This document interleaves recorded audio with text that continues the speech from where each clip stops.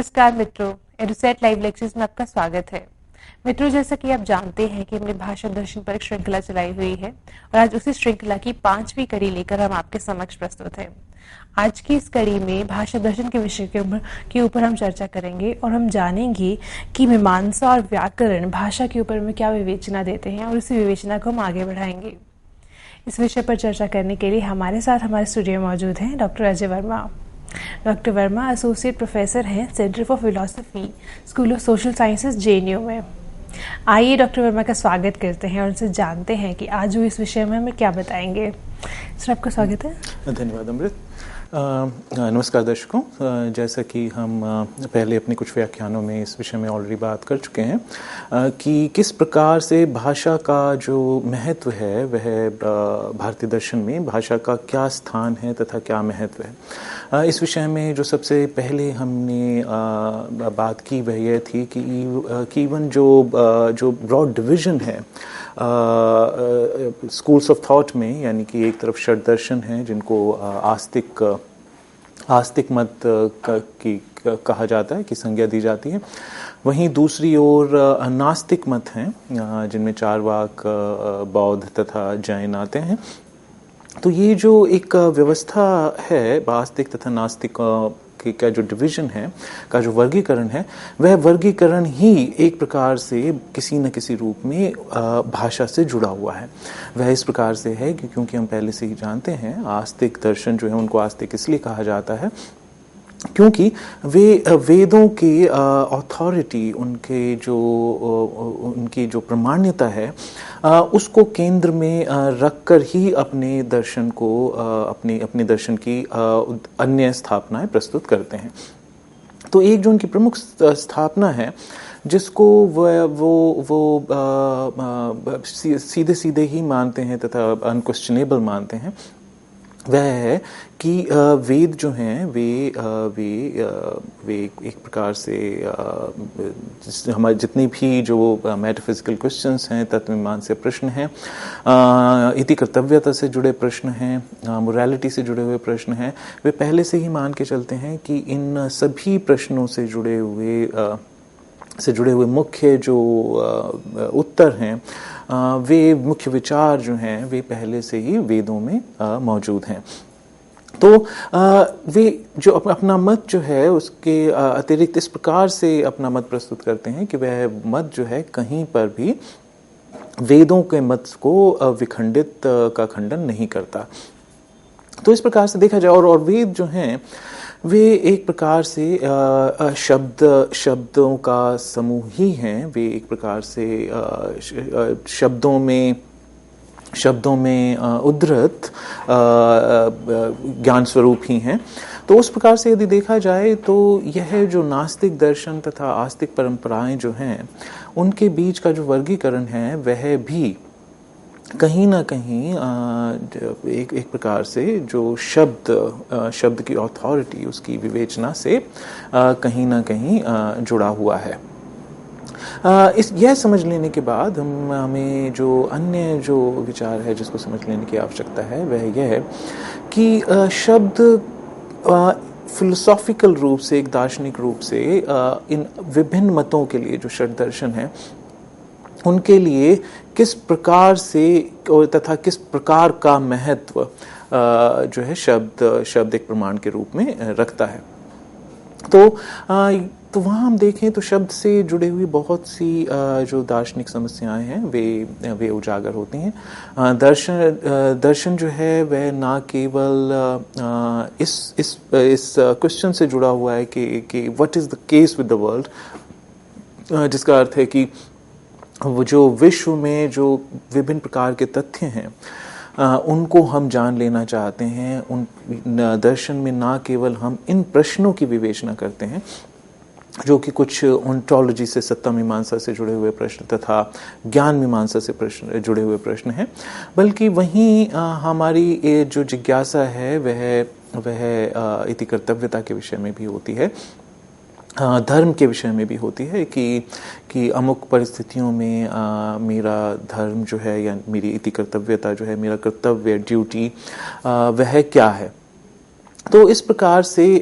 एक जो विभिन्न मत हैं, विभिन्न जो दर्शन हैं, आस्तिक दर्शन हैं, वे विभिन्न प्रकार के प्रश्नों के उत्तर ढूंढ रहे हैं और उनको केंद्र में रखते हैं, तथा उसी के अनुसार वे शब्द के विषय में विवेचना करते हैं और उसी के अनुसार, उसी के संदर्भ में शब्द की, लैंग्वेज की, भाषा की विवेचना हमारे सामने आस्तिक दर्शनों में प्रस्तुत होती है। तो इस संदर्भ में जहां हम एक और यदि न्याय दर्शन को देखें, जो कि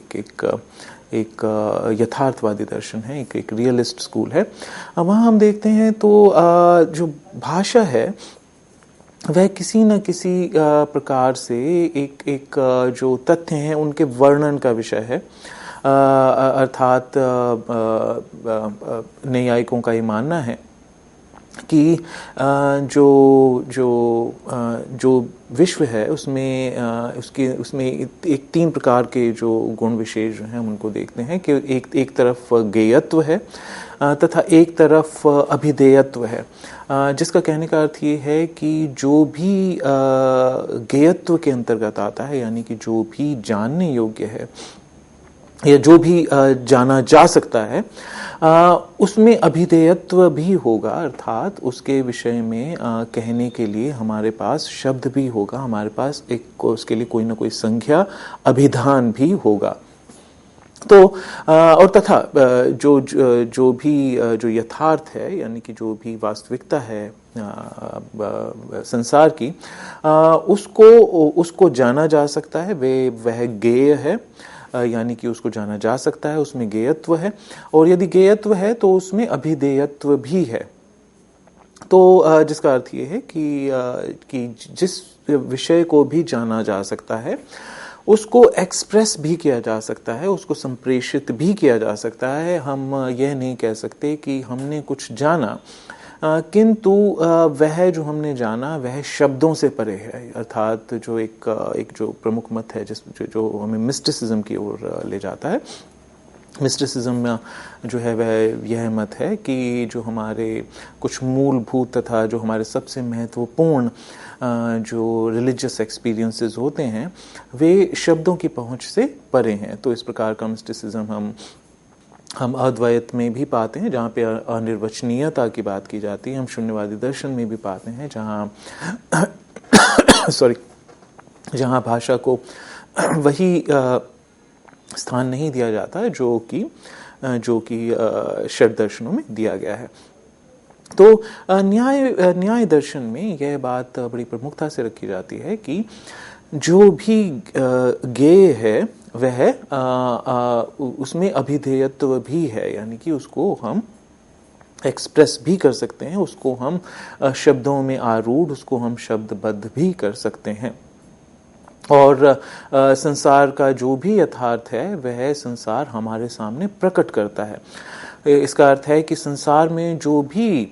हमारे सामने प्रस्तुत है, संसार वही है, संसार उसके अतिरिक्त कुछ भी नहीं है। ये जो इस प्रकार का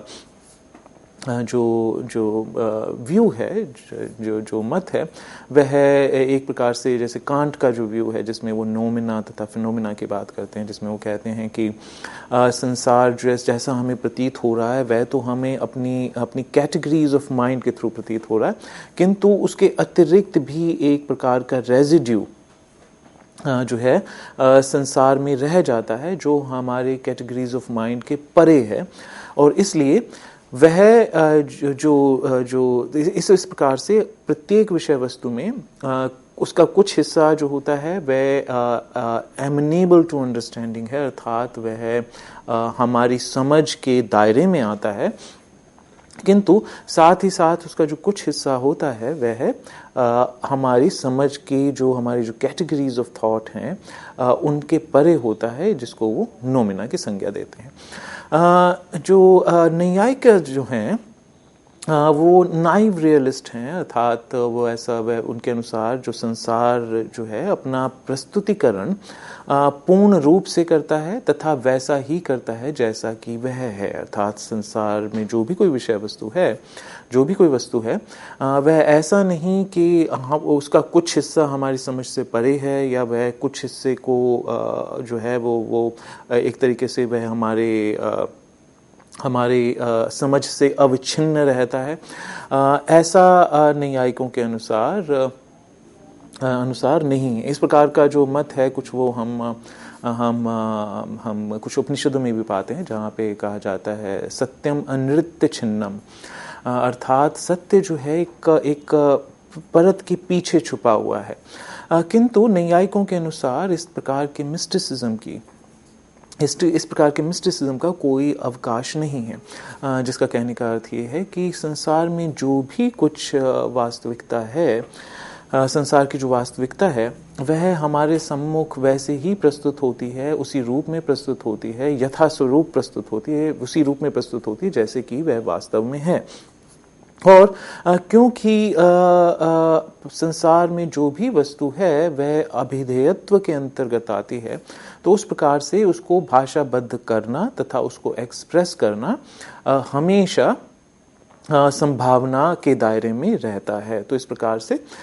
वे सत्ता मीमांसा के स्तर पर इस बात को नकार देते हैं कि जो संसार का कोई भी इस प्रकार का हिस्सा है जो हमसे छुपा रह जाता हो, जिसको जहाँ तक हमारे समझ का दायरा ना पहुँच पाता हो, तथा एपिस्टेमोलॉजिकल लेवल पे तथा ज्ञान मीमांसा के स्तर पर भी वे इस बात को नकारते हैं कि ऐसा कोई भी वस्तु संसार में हो सकती है जो हमारे ज्ञान के दायरे से परे है। तथा साथ ही साथ और हाँ, हमारे भाषा के संदर्भ में जो सबसे महत्वपूर्ण है वह यह है कि उनके अनुसार साथ ही साथ कोई भी संसार में ऐसी वस्तु नहीं है जो कि वैसे ही हमारे सामने अपने यथा स्वरूप में प्रस्तुत ना होती हो, जो कि हम उसका ज्ञान ना कर पाते हो जैसे कि वैसे है वो, और साथ ही साथ उसको जैसा हम जानते हैं उसी रूप में, यथा रूप में हमारे लिए समझा पाना, संप्रेषित करना, उसको भाषाबद्ध करना हमारे लिए सदैव संभव रहता है। तो इस प्रकार से जो न्याय दर्शन है वह भाषा को एक प्रकार से मानो एक विंडो के रूप में देखता है, जिसमें कि जिसके द्वारा हम जो है संसार की प्रत्येक वस्तु को के विषय में विवेचन कर पाते हैं, उसके विषय में बात कर पाते हैं तथा उसके विषय में एक समझ उत्पन्न कर पाते हैं। तो इस प्रकार से उनके लिए ये तीनों जो आयाम हैं, जो यथार्थता है जो संसार की, उसकी जो गेयता है, उसका जो अभिधेयत्व है, उसको वो मानो एक परस्पर रूप में न्याय मत के अनुसार बंधे होते हैं। तो इस प्रकार से न्यायिक जो हैं उनके लिए भाषा जो है एक प्रकार से वो उनके लिए एक एपिस्टेमोलॉजिकल वो एक एपिस्टेमोलॉजिकल संदर्भ में, एक ज्ञान मीमांसीय संदर्भ में उसकी विवेचना अधिक करते हैं। तथा उसके अतिरिक्त जो कुछ अन्य प्रश्न वो शाब्द बोध के विषय में उठाते हैं वह ये है कि किसी भी जो कोई भी वाक्य होता है वह कहीं ना कहीं कुछ वाक्य जो है बेसिकली शब्दों का समूह है। कुछ शब्द जब एक प्रकार से एक सामूहिक रूप से एकत्रित होकर के हमारे सामने प्रकट होते हैं तो वे एक सेंटेंशियल मीनिंग का निर्माण करते हैं, अर्थात एक वाक्यार्थ का, सेंटेंशियल मीनिंग का निर्माण करते हैं। तथा जो सेंटेंशियल मीनिंग होता है वह कहीं ना कहीं रूप से, किसी न किसी रूप से शब्दों के उनके जो इंडिविजुअल अर्थ है, उनका जो अपने में जो अर्थ है, उसको इकट्ठा करके ही जो वाक्यार्थ है वह हमारे सामने प्रस्तुत होता है। किंतु क्या शब्दों का कोई वाक्य से जिस वाक्य में जो शब्द प्रयोग हो रहे हैं, क्या उस वाक्य के अतिरिक्त भी उनका कोई अर्थ हो सकता है, या वे केवल अपना अर्थ तभी प्रदान करते हैं जब वे कहीं ना कहीं अन्य शब्दों के साथ किसी न किसी वाक्य में प्रयोग होते हैं। इस प्रकार के कुछ प्रश्न जो हैं वे हम न्यायिकों में, न्याय दर्शन में देखते हैं, जिसमें वे मानते हैं कि जिस प्रकार से इस संसार की जो अन्य वस्तुएं हैं, वे जब वे तब निर्मित होती हैं, वे तब जन्म लेती हैं, प्रकाश में आती हैं, जब उनके लिए जो अनिवार्य सामग्री है, sufficient and necessary conditions, अर्थात जो पर्याप्त तथा अनिवार्य सामग्री जब उस वस्तु के लिए एकत्रित हो जाती है, इकट्ठी हो जाती है, तो वह वस्तु हमारे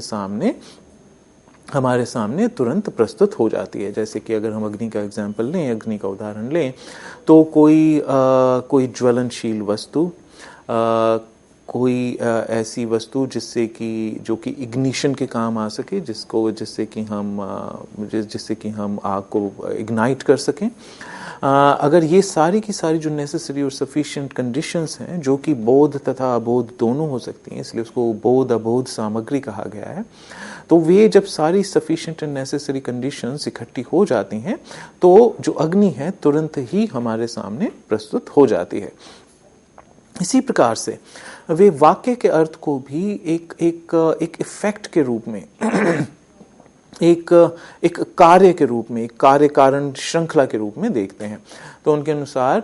वाक्यार्थ के लिए जो सामग्री रूपी जो शब्द हमें चाहिए होते हैं, जब वे एकत्रित हो जाते हैं और वे जो कुछ अनिवार्य कंडीशंस हैं उनके अंतर्गत जब एकत्रित होते हैं, तो जैसे कि सन्निधि शब्दों का आसपास होना जरूरी है, समय में भी वे आसपास होने चाहिए तथा स्पेस में भी आसपास होने चाहिए। तो इस प्रकार की जो कंडीशंस हैं, जो 4 कंडीशंस हैं, जिनके विषय में हम बाद में बात करेंगे, तो ये जब अनिवार्य कंडीशंस पूरी हो जाती हैं, तब जो वाक्य अर्थ है वह हमारे सामने तुरंत ही प्रस्तुत हो जाता है। तो इस प्रकार से वे जो शब्दों का जो अर्थ है, वे वाक्यार्थ में किस प्रकार से प्रयुक्त होता है, उसकी जो वे समझ जो हमारे सामने प्रस्तुत करते हैं, वह उनकी कहीं ना कहीं उनके जो अन्य जो कार्य कारण संबंधी जो मत हैं उनसे जुड़ा हुआ है तथा उससे सामंजस्य स्थापित किए हुए हैं। तो इस प्रकार से जो वस्तुवादी या यथार्थवादी जो मत हैं, वे उनके लिए भाषा का जो कंसर्न है वह एक अलग रूप में हमारे सामने प्रस्तुत होता है, जो कि मुख्य रूप से कहें तो वे ज्ञान मीमांसा संदर्भ में भाषा का विवेचन करना अधिक महत्वपूर्ण समझते हैं। वहीं यदि हम दूसरी ओर मीमांसकों की ओर देखें, तो वे भी जो इस प्रकार के प्रश्नों को बड़ी प्रमुखता से उठाते हैं कि क्या शब्द का जो अर्थ है वह वाक्य के अर्थ के अतिरिक्त भी कुछ हो सकता है, या केवल वाक्य में जिस प्रकार से शब्द प्रयोग हो रहा है, केवल उसका जो अर्थ है वह वाक्य में ही प्रदत्त होता है, में ही सामने आता है, उसके अतिरिक्त शब्दों का कोई अर्थ नहीं होता। इन विषयों पर भी बात कर मीमांसक जो है उनके कुछ स्ट्रॉन्ग मत हमारे सामने प्रस्तुत होते हैं। किंतु इससे पहले कि हम इस विषय में बात करें, हमें इस विषय में जान लेना चाहिए कि जो मीमांसक हैं, खास यहाँ पर हम प्रमुखता से पूर्व मीमांसकों की बात कर रहे हैं, कि भाषा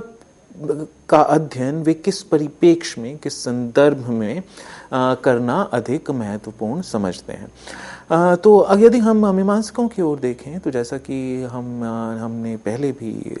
इस विषय में जाना कि मीमांसा सूत्र का जो पहला ही सूत्र है वह है अथातो धर्म जिज्ञासा, अर्थात जो पूर्व मीमांसक हैं उनके लिए जो प्रमुख दार्शनिक समस्या जिस पर वे अपना ध्यान आकर्षित करते हैं, ध्यान केंद्रित करते हैं, वह है धर्म मीमांसा, अर्थात किसी जो हमारा जो संसार में, क्योंकि संसार में हम यदि हैं तो कर्म अनिवार्य रूप से हम करते ही हैं, और उस विषय में हम जानना चाहेंगे कि what could be the best course of action, हमारे लिए कौन से कर्म जो हैं वे उत्तम तथा धर्म के अनुरूप, यानी कि धर्म से अर्थ यहाँ पर कोई संगठित धर्म से नहीं है, धर्म का अर्थ यहाँ पे कॉल ऑफ ड्यूटी से है यानी इति कर्तव्यता बोध से है। तो उनके लिए मीमांसकों के लिए, पूर्व मीमांसकों के लिए जो प्रमुख प्रश्न है वह है कि What is the right course of action in the world? हमारे जो कर्म हैं वे किस प्रकार से हम उनको धर्मानुरूप बना सकते हैं, हम उन्हें अपनी ड्यूटी के, सेंस ऑफ ड्यूटी के अनुरूप बना सकते हैं। और इसका बोध के लिए, इसके बोध के लिए, इति कर्तव्यता बोध के लिए वेद जो हैं, जो इति कर्तव्यता का बोध जो है वह प्रमुखता से हमें वेदों से प्राप्त होता है। जो हमारे कर्म हैं वे किस प्रकार से धर्मानुरूप हो सकते हैं, उस धर्म का जो ज्ञान है वह हमें वेदों से प्राप्त होता है। तो मीमांसकों के लिए जो धर्म, जो वेद हैं वे प्रमुख रूप से धर्म द्योतक हैं, अर्थात उसके अंदर जो धर्म की विवेचना है, वे वेदों में उनके लिए प्रमुखता से केवल धर्म की विवेचना ही है। और एक मीमांसक मत यह भी है, उसमें से जैसे भट्ट मीमांसक हैं, उनके अनुसार वेदों में कुछ विवरणात्मक प्रसंग भी हो सकते हैं, किंतु प्रभाकर मीमांसकों के अनुसार जो वेदों में केवल प्रिस्क्रिप्टिव वाक्य है, अर्थात जो हमारे कर्म से जुड़े हुए जो वाक्य हैं केवल उन्हीं का ही उल्लेख मिलता है, और उनके अतिरिक्त जो डिस्क्रिप्टिव यानी कि विवरण से जुड़े हुए जो वाक्य हैं उनको वो कहते हैं कि उनके अनुसार ऐसे कोई वाक्य हैं ही नहीं। और जहाँ कहीं इस प्रकार के वाक्य हमारे सामने प्रस्तुत होते भी हैं वेदों में, तो वो उसकी कुछ इंटरप्रिटेशन जो है इस प्रकार से करते हैं कि कि उनका स्वरूप हमें प्रिस्क्रिप्टिव लगने लगे। जैसे कि वेदों में एक संदर्भ आता है जहाँ पर कहा गया है कि वरुण के जो अश्रु हैं, Varun one of the gods, जो वरुण हैं उनके अश्रु जो हैं वे सिल्वर यानी कि चांदी के समान दिखाई पड़ते हैं। अब ये क्लियर रूप से, एक स्पष्ट रूप से एक विवरणात्मक डिस्क्रिप्टिव वाक्य है। इसके अंदर से हमें किसी भी प्रकार का ऐसा लगता नहीं है कि हमें किसी प्रकार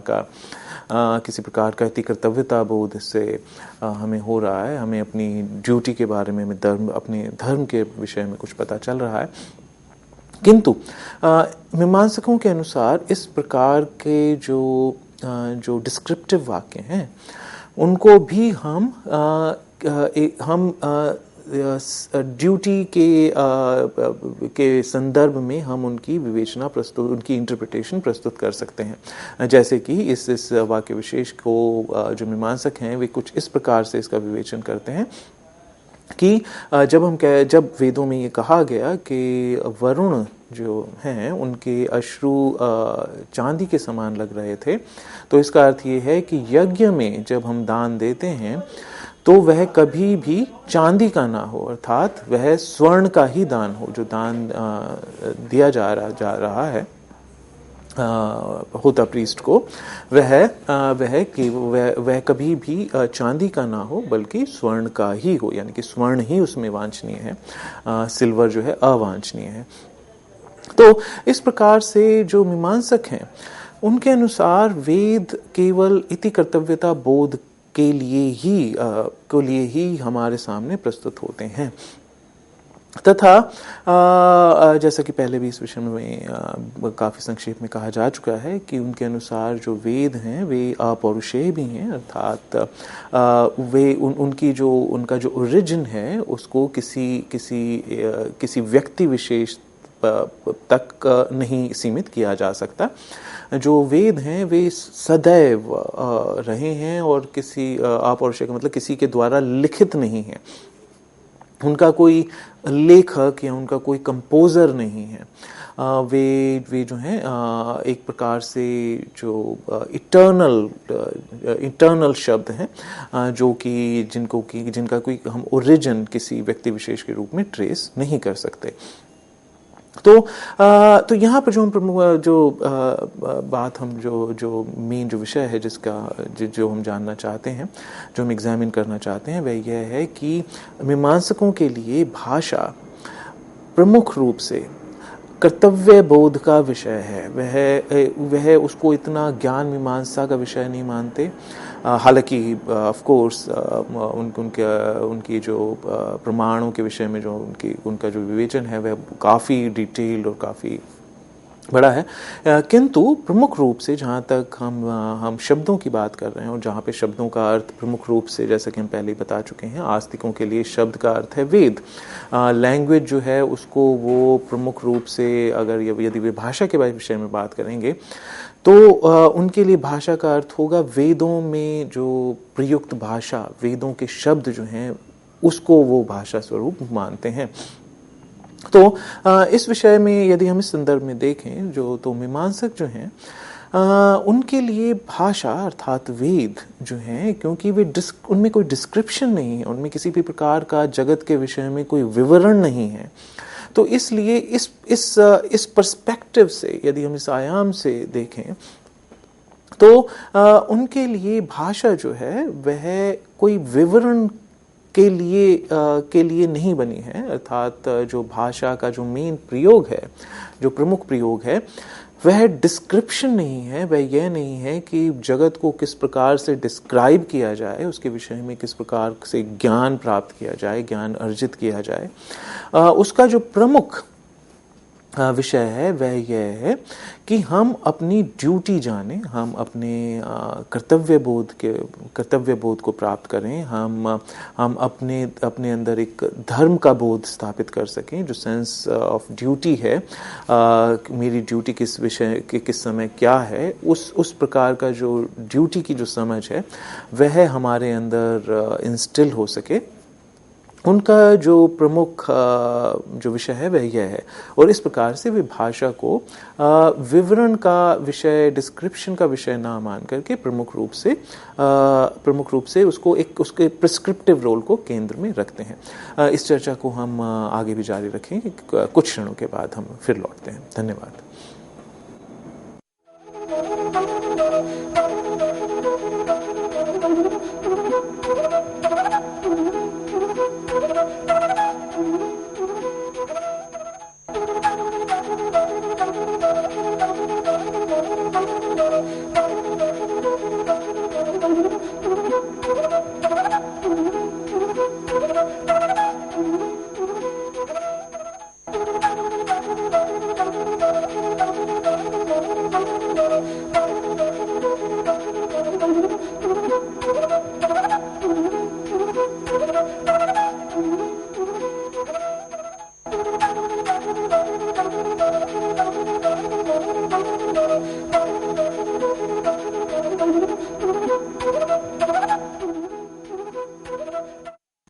नमस्कार दर्शकों, वापस आपका स्वागत है। तो जैसा कि हम मीमांसकों के विषय में बात कर रहे थे, तो मीमांसकों का जो भाषा की ओर जो उनका जो एक प्रकार से जिन संदर्भों में वे भाषा का विवेचन करते हैं, और जो जिन संदर्भों में वे भाषा की परीक्षा करते हैं, वे संदर्भ कुछ अलग प्रकार के हैं और उन संदर्भों के अंतर्गत ही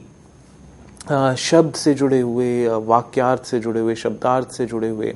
जो प्रश्न हैं वे उन्हीं कंसर्न्स को केंद्र में रख करके ही वे अन्य जो विवेचनाएं हैं भाषा के विषय में, जैसे शब्दार्थ, वाक्यार्थ इत्यादि, वे उन विवेचनाओं को भी उसी पर्सपेक्टिव से रखते हैं। जैसे कि जो प्रभाकर हैं उनके अनुसार शब्दों का अपने अंदर कोई इंट्रिंसिक उनका कोई अर्थ नहीं होता, बल्कि उनका अर्थ तभी हमारे सामने प्रस्तुत होता है जब वे किसी वाक्य में प्रयोग होते हैं। और उनके अनुसार जो वाक्य है वही मेन यूनिट है एक प्रकार से भाषा की। कुछ ऐसा ही मत, एक थोड़े से अंतर के साथ यही मत लगभग भर्तृहरि भी सामने रखते हैं। तो प्रभाकरों के अनुसार जो मुख्य यूनिट है, इकाई है भाषा की, वह है वाक्य। और शब्द का जो महत्व है वह तभी तक है जब वह किसी वाक्य में प्रयोग हो रहा है, यानी कि शब्द का जो अर्थ है वह हमें वाक्यार्थ के अंतर्गत ही हमारे सामने प्रस्तुत होता है। उसके अतिरिक्त शब्दों का कोई, एक प्रकार से कहा जाए तो उसके अतिरिक्त उनका कोई अर्थ नहीं होता। और यह जो उनकी जो ये मान्यता है कि वाक्यार्थ जो है वह प्राइमरी है, वह उसको वो प्रायोरिटी देते हैं, प्रमुखता देते हैं शब्दार्थ के कंपैरिजन में, के तुलना में। क्योंकि जैसा कि हमने भी जाना, उनका जो प्रमुख, उनके लिए जो भाषा है वह उसका विषय है इति कर्तव्यता बोध, अर्थात धर्म के विषय में हमारी जिज्ञासा जो है उसके विषय में उत्तर प्रदान करना। किंतु यदि अगर हम अपने धर्म के विषय में जानना चाहते हैं, हम अपने कर्तव्य के विषय में कर्तव्यता बोध चाहते हैं, तो उसके लिए कम से कम एक सेंटेंस अनिवार्य है, कम से कम एक वाक्य का होना जरूरी है। यदि वाक्य नहीं है, केवल शब्दों के आधार पर हमें कभी इति कर्तव्यता बोध नहीं होता। यदि कोई कहे टेबल, उससे हमें कुछ हमें किस प्रकार का कर्म करें, किस प्रकार का कर्म जो है वह उचित है, वांछनीय है, इस प्रकार का कोई भी बोध जो है हमें किसी एक शब्द द्वारा प्रदत्त नहीं होता। यदि कोई हमसे कहे मेज, इससे हमें किसी भी प्रकार का इति कर्तव्यता बोध नहीं हो रहा। यदि कोई कहे जल, इससे हमें किसी भी प्रकार का इति कर्तव्यता बोध नहीं हो रहा। किंतु यदि इति कर्तव्यता बोध के लिए हमें कम से कम एक सेंटेंस चाहिए, अर्थात जब यज्ञ करें तब स्वर्ण ही दान करें। तो इस प्रकार से कम एक वाक्य हमें जरूर चाहिए होता है इति कर्तव्यता बोध के लिए। और जिसमें भी वाक्य में भी उनके अनुसार जो प्रमुख इकाई है, उसका जो सेंटर है, उसका जो केंद्र है, वाक्यार्थ का भी जो केंद्र है, वाक्य बोध का भी जो केंद्र है, वाक्यार्थ बोध का भी जो केंद्र है, वह उसकी वर्ब है, उसकी वहाँ जो क्रिया के लिए जो शब्द इस्तेमाल किया गया है वह है। तो जिस प्रकार से, और उनके अनुसार जो बाकी के जितने भी शब्द प्रयुक्त होते हैं क्रिया को छोड़ करके, क्रियावाचक शब्द को छोड़ करके, वे सारे शब्द जो हैं वे गौण हैं। केवल जो क्रियावाचक शब्द है वह ही प्रमुख है। तो क्योंकि जो क्रियावाचक शब्द है वह ही हमें इति कर्तव्यता बोध करा रहा है। जैसे कि कोई कहे कि आप करें, अब हमें पता चला कि कुछ कर्म विशेष में बात की जा रही है। फिर दूसरा प्रश्न उठता है क्या, अर्थात यज्ञ करें। कैसे करें, तीसरा प्रश्न उठेगा कैसे, इस प्रकार से यज्ञ करें। उसमें क्या दान दें, उसमें स्वर्ण दान दें, इत्यादि इत्यादि। अर्थात कहने का अर्थ ये है कि जो क्रिया जो है वहां से ही जो कर्म का जो बोध है हमें आता है, और बाकी के जो जितने भी जो शब्द हैं वे उसको विशेषण प्रदान करते हैं, उस क्रिया को विशेषण प्रदान करते हैं। अर्थात जब हम जान जाते हैं कि क्या करने के विषय में बात की जा रही है, जैसे इस उदाहरण में यज्ञ करने के विषय में बात की जा रही है, बाकी के जितने भी शब्द हैं उस क्रिया से जुड़े हुए गौण प्रश्नों के उत्तर के रूप में हमारे सामने प्रस्तुत होते हैं। तो उनके अनुसार एक प्रकार से कहा जाए तो जैसे ही क्रियावाचक शब्द हमारे सामने प्रस्तुत हो जाता है, जैसे कि यज्ञ करें, तब वह शब्द हमारे सामने प्रस्तुत होते ही एक प्रकार से वाक्य पूर्ण हो जाता है, और बाकी के जितने भी शब्द हैं एक प्रकार से कहें तो वे केवल गौण रूप से उसको विभिन्न प्रकार के विशेषण प्रदान करने के लिए उस क्रिया को उस वाक्यार्थ उस वाक्य में प्रस्तुत होते हैं। तो इस प्रकार से जो मीमांसकों का जो मत है वह हमारे सामने प्रमुख रूप से जो हमारी जो इति कर्तव्यता जो है उसके बोध के, क्योंकि उनके अनुसार जो वैदिक वाक्य हैं वे इति कर्तव्यता बोध के ही कारक हैं।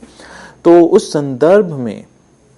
इस संदर्भ में ही धर्म संदर्भ के संदर्भ में ही अर्थात तो धर्म जिज्ञासा के संबंध में ही वे वेदों को देखते हैं तथा भाषा से जितने भी जुड़े हुए प्रश्न हैं वे उसको धर्म जिज्ञासा के अंतर्गत ही उनका निरीक्षण करते हैं। तो इस प्रकार से हम देखते हैं कि जो नैयायिक जो कि वस्तुवादी हैं, यथार्थवादी हैं, उनके जो प्रश्न हैं भाषा से जुड़े हुए वे कुछ अलग प्रकार के हैं। मीमांसकों के जो प्रश्न हैं वे कुछ अलग प्रकार के प्रश्न हैं। और अब हम जो एक तीसरा स्कूल है ग्रामेरियंस का, उसके विषय में बात करेंगे,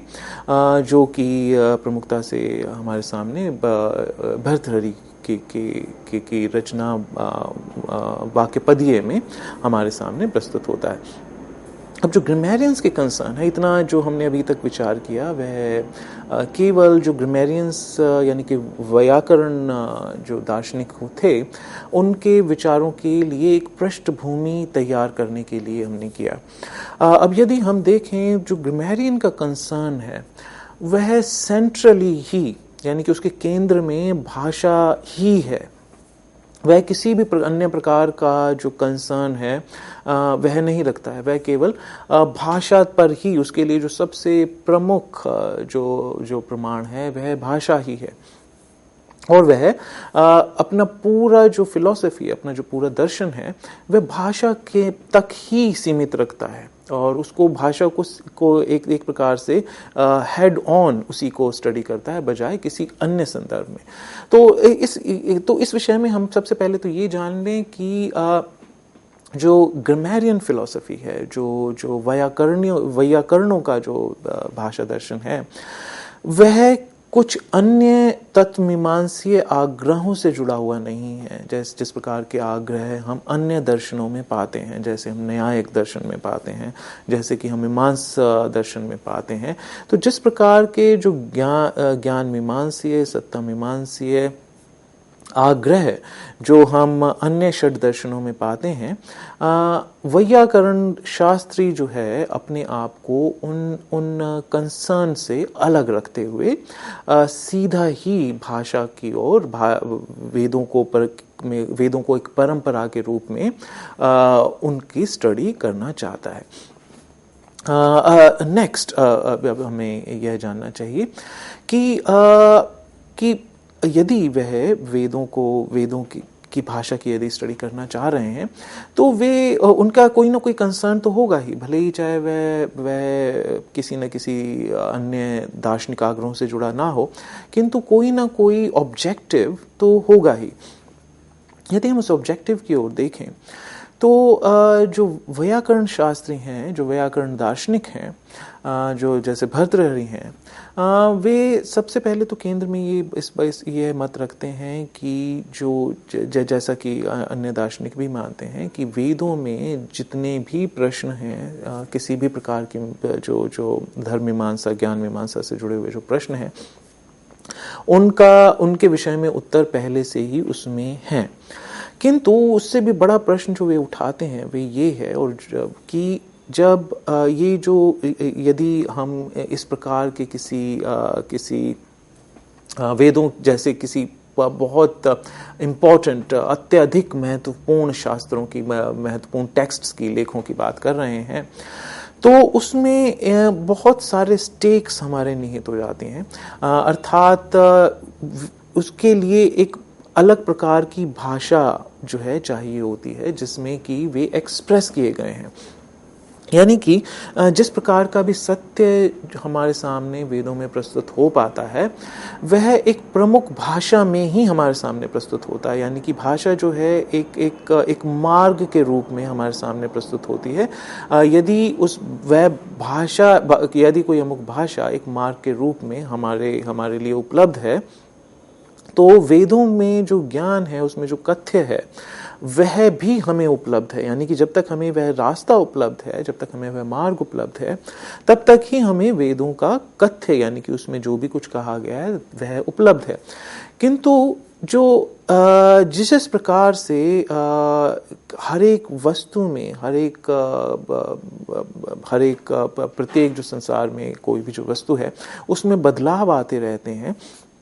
उसी प्रकार से भाषा में भी किसी न किसी प्रकार के बदलाव आते रहते हैं। तो व्याकरण दार्शनिक जो है वह उन भाषा में आने वाले बदलावों को कहीं ना कहीं रोकना चाहता है, क्योंकि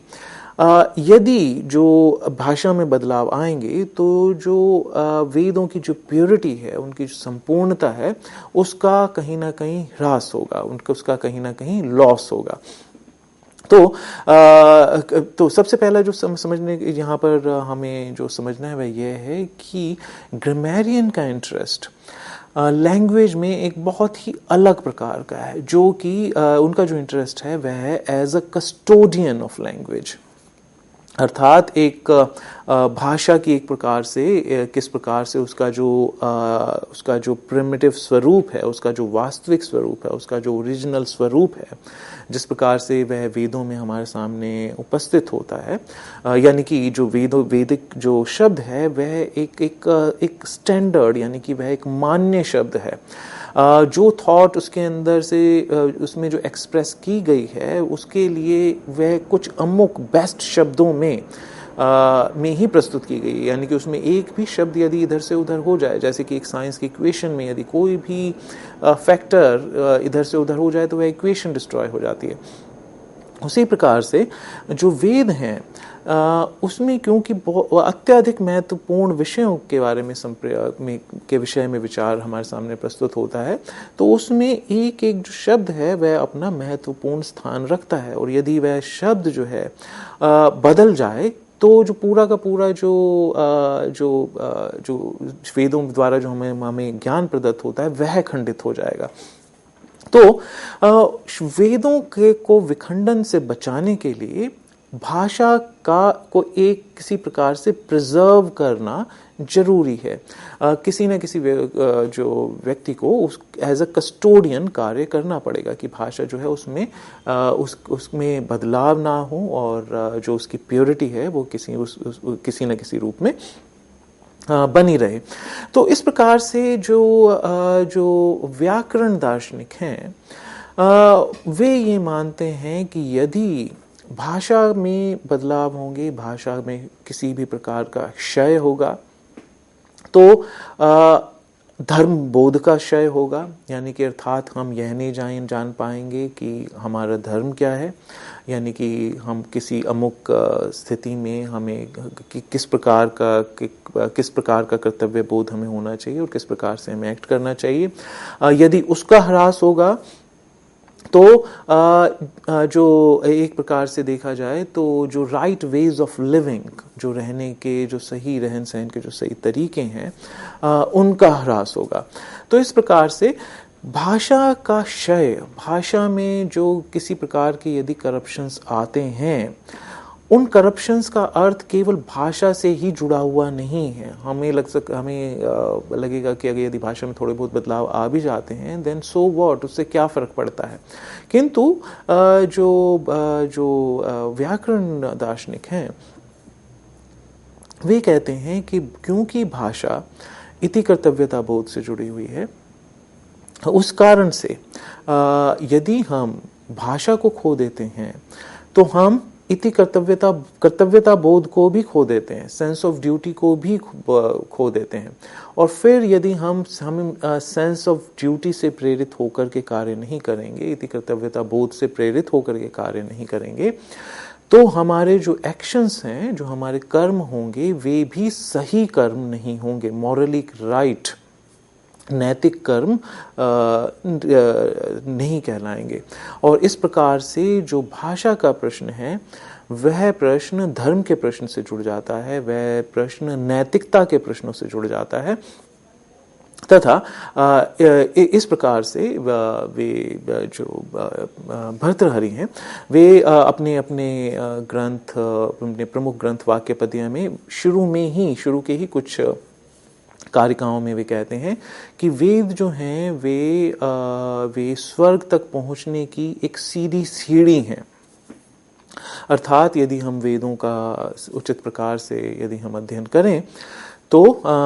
वे वेद जो हैं वे सीधे सीधे हमें स्वर्ग तक पहुंचाने में समर्थ हैं।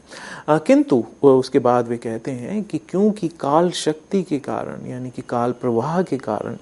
प्रत्येक वस्तु में किसी न किसी प्रकार का बदलाव आता रहता है, क्योंकि काल जो है वह बदलाव की ही यूनिट है, की ही इकाई है। तो इस प्रकार से उन बदलावों के कारण, भाषा में आने वाले बदलावों के कारण धीरे धीरे हमारी जो दूरी है, जो मार्ग है जो हमें वेदों तक ले जाता है, यानी कि जो वैदिक भाषा है, वह मार्ग काल प्रवाह के कारण होने वाले बदलावों के कारण वह मार्ग हमारे लिए और लंबा होता चला जाता है। तो इस प्रकार से यदि हमें सही भाषा के विषय में ज्ञान होगा तो हमें अपने सही धर्म के विषय में ज्ञान होगा, और यदि भाषा में बदलाव होता है तो यह जो बोध है उससे हमारी दूरी और अधिक बढ़ती चली जाएगी। किंतु अब हम यह निर्धारण कैसे करें कि हम जो भाषा प्रयोग कर रहे हैं वह सही है या नहीं, ये अब कहाँ से जाने। अब भर्तृहरि के अनुसार, व्याकरण दार्शनिकों के अनुसार, यह जो बोध है वह हमें कुछ शिष्टों द्वारा, शिष्ट व्यक्तियों द्वारा, जो परंपराओं में, जो आगम में जो शब्द इस्तेमाल होता है भर्तृहरि में वह आगम, जो आगम शास्त्री हैं उनको उनके पास यह एक सीधा उनके पास एक ज्ञान रहता है। वो उसको लिए कंपैरिजन करते हैं इस ज्ञान का with what is called science of precious stone. जो प्रीशियस स्टोन्स होते हैं, जो कीमती जो पत्थर हैं, कुछ व्यक्तियों को उनका ज्ञान रहता है, कुछ व्यक्तियों को उनका ज्ञान होता है तथा कुछ अन्य व्यक्तियों को उनका ज्ञान नहीं होता। उसी प्रकार से जो वैदिक शब्द है वह एक प्रीशियस स्टोन के समान है, और जो भाषा में जो अंतर आते रहते हैं वे इतने सटल होते हैं, इतने सूक्ष्म होते हैं कि कई बार हमें एक आम व्यक्ति को यह पता नहीं चलेगा कि कौन सा जो शब्द है वह सही शब्द है और कौन सा शब्द सही नहीं है। और तो जिस प्रकार से जो व्यक्ति प्रीशियस स्टोन के विषय में जानकारी रखता है, के विषय में ज्ञान रखता है, वह दो पत्थरों को देखकर अपने ज्ञान द्वारा जिस प्रकार से बता देता है कि यह स्टोन जो है वह वास्तव में कीमती है, वह वास्तव में हीरा है, और जो दूसरा स्टोन है ये चमकता हुआ हमें भले ही लग रहा हो लेकिन ये प्रीशियस स्टोन नहीं है, ये कोई कीमती पत्थर नहीं है। उसी प्रकार से जो एक व्याकरण जो दार्शनिक है, जो वैयाकरण है, वह तुरंत ही उसको जो शब्द जो कि परंपरा से इतर है, अर्थात जो शुद्ध नहीं है, उसके विषय में वो तुरंत ही बता सकता है अपनी ज्ञान के द्वारा। तो उनके अनुसार जो सही भाषा तथा सही शब्द के विषय में जो ज्ञान है वे कुछ शिष्ट जो परंपरा में जो पहले से ही अवस्थित जो कुछ शिष्ट जन हैं उनको इस विषय का बोध पहले से ही रहता है। और इसके अतिरिक्त वे कहते हैं कि जिस प्रकार से दो प्रकार की जो हमारे जो रीजनिंग है उसको हम दो प्रकार से प्रयुक्त कर सकते हैं। एक तो है उसको खंडन किया जा सकता है दूसरे कुछ मतों का, वहीं जो रीजनिंग है उसको कुछ मतों के मंडन के लिए भी इस्तेमाल किया जा सकता है, यानी कि खंडन तथा मंडन दोनों ही रूप में हम रीजनिंग का प्रयोग कर सकते हैं। जिसको कि अंग्रेजी में यदि कहा जाए तो एक तो हो सकता है एक क्रिटिकल या डायलेक्टिकल यूज़ ऑफ रीजनिंग, और दूसरा होता है जिसे कहा जा सकता है स्कॉलिस्टिक यूज़ ऑफ रीजनिंग, यानी कि जो पहले से ही जो मौजूद परंपराएं हैं उनको पुनर्स्थापित करने के लिए यदि हम रीजनिंग का प्रयोग कर रहे हैं तो उसको स्कॉलिस्टिक रीजनिंग कहलाएगी, जैसा कि हम मध्यकालीन युग में क्रिश्चियन फिलॉसफी में पाते हैं। तो वहाँ पर जो पहले बाइबल में पहले से ही जो मौजूद है, यदि उस विषय में हमें कुछ स्थापनाएं दोबारा से देनी है या कुछ अलग प्रकार की स्थापनाएं देनी है, तब हम उन स्थापनाओं को सम्मुख रखने में स्वतंत्र हैं। किंतु डायलेक्टिकल यूज ऑफ रीजनिंग उस समय इतना प्रचलित नहीं था, तथा यदि हम जो पुरानी जो स्थापनाएं हैं उनके विषय में यदि कुछ हम क्रिटिकल कहें, कुछ आलोचनात्मक कहें, तो उन इस प्रकार के मतों को रखने का अवकाश मिडीवल फिलॉसफी में नहीं था। कुछ इसी प्रकार की रीजनिंग के विषय में भर्तृहरि अपने कुछ वाक्य पदीय के प्रथम कांड में शुरू की कुछ कारिकाओं में इस विषय में वे विवेचना हमारे सामने प्रस्तुत करते हैं। वे कहते हैं कि जो डायलेक्टिकल यूज ऑफ रीजनिंग है, यानी कि जो यदि हम आर्ग्यूमेंट कर रहे हैं किसी मत का खंडन करने के लिए, तो उनके अनुसार इस प्रकार की आर्ग्यूमेंट्स को ज़्यादा महत्व नहीं देना चाहिए। उनके अनुसार ऐसा इसलिए है क्योंकि इस प्रकार की रीजनिंग जो है हमें किसी भी एक मार्ग की ओर नहीं ले जाती प्रतीत होती। उनके अनुसार वे कुछ कारिकाओं में कहते हैं, वो कहते हैं कि जो आज जो कोई रीजनर्स टुडे, जो whatever the reasoners today are establishing, are proposing, that can always be contradicted by later reasoners। अर्थात जो भी आज जो कोई जो मत हमारे सामने जो यदि प्रस्तुत होता है परंपरा के अतिरिक्त, वह जो मत है वह कभी आगे चल के किसी दूसरे रीजनर द्वारा उसका भी खंडन कर दिया जाएगा। यानी कि इस प्रकार के रीजनिंग से किसी भी मार्ग की एक स्थापना कभी भी नहीं हो पाएगी। तो इस प्रकार से वे कहते हैं कि as opposed to scholastic reasoning, as opposed to dialectical reasoning or critical use of reasoning, वे महत्व देते हैं scholastic use of reasoning, यानी कि जो परंपरा है, यानी कि जो वेदों में जो भी पहले ही गढ़ा जा चुका है, जो कहा जा चुका है, तो हमारे सामने एक जो मार्ग है वह पहले से ही प्रदत्त है। इसके बजाय कि हम एक अन्य मार्ग क्रिटिकल रीजनिंग द्वारा बनाएं जो कि हमेशा उसका खंडन हमेशा संभव रहेगा, उससे बेहतर है कि जो हमारे पास पहले से ही एक मार्ग जो मौजूद है हम उसको प्रिजर्व किसी न किसी रूप में रख सकें। तो यहाँ पर जो हम समझने की कोशिश कर रहे हैं वह यह है कि ग्रामेरियन का जो कंसर्न है लैंग्वेज से जुड़ा हुआ, उसका जो प्रमुख प्रश्न है लैंग्वेज से जुड़ा हुआ वह यह है कि भाषा जो है उसको किसी न किसी रूप में प्रिजर्व करना होगा, क्योंकि वेद जो हैं वे भाषा में ही लिखे गए हैं, भाषा स्वरूप ही हैं, और उसमें जो एक शब्द है वह मानो एक इक्वेशन में प्रयोग होने वाला एक वेरिएबल है जिसको कि आप इधर से उधर नहीं रख सकते क्योंकि इक्वेशन बिगड़ जाएगा। तो उस कारण से उसको प्रिजर्व करना जरूरी है, और वैदिक वाक्य को प्रिजर्व करने का अर्थ है जो भाषा है उसको प्रिजर्व करना। और इस प्रकार से जो व्याकरण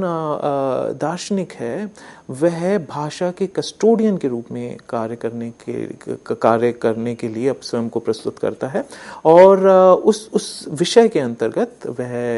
यह स्थापना करता है कि जो यूज ऑफ रीजनिंग है जो भाषा में ही के अंतर्गत ही संभव हो पाता है, उसको हम क्रिटिकल रीजनिंग के रूप में ना यूज करके हम उसको उस रीजनिंग को जो पहले से जो मार्ग हमें प्रदत्त है उसकी स्थापना, इसकी पुनर्स्थापना तथा उसकी भाषा को प्रिजर्व करने के लिए हमें प्रयोग करना चाहिए। तो दर्शकों, हम इस विषय में अपनी जो चर्चा है वह आगे भी जारी रखेंगे। आगे हम इस विषय में देखेंगे कि किस प्रकार से जो भाषा का क्षेत्र है भरथरी के लिए वह केवल शब्दों तक, स्पोकन वर्ड्स तक या रिटन वर्ड्स तक ही सीमित नहीं है, बल्कि वे उसको फिलॉसफी ऑफ माइंड तक ले जाते हैं और इस प्रकार के विषयों में भी वे विवेचना करते हैं कि किस प्रकार से भाषा जो है वह मस्तिष्क से या अंडरस्टैंडिंग से जुड़ी हुई है, मेंटल अंडरस्टैंडिंग से जुड़ी हुई है। धन्यवाद। मित्रों, हमें आशा है कि हमारी आज की परिचर्चा से आप काफ़ी लाभान्वित हुए होंगे। इसी बात पर हम डॉक्टर वर्मा का भी धन्यवाद देना चाहेंगे कि वो हमारे स्टूडियो में आए और उन्होंने अपना अमूल्य समय दिया। मित्रों, हमें आगे दीजिए। धन्यवाद।